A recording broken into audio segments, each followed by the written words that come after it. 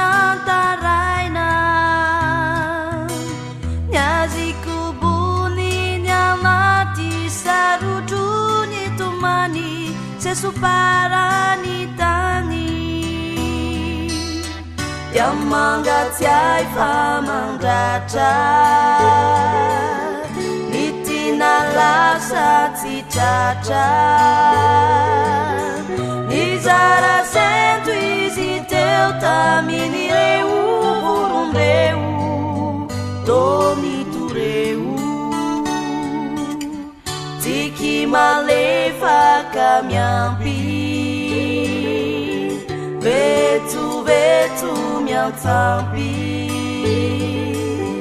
taminy voronandalo any tonga nampitony ny alahelo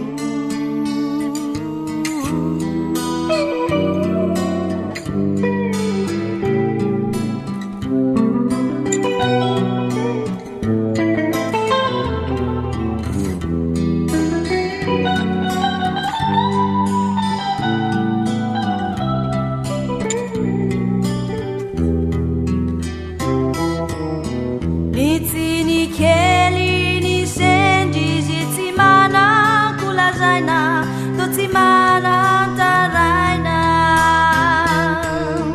yaziko boniny anaty sarojony tomany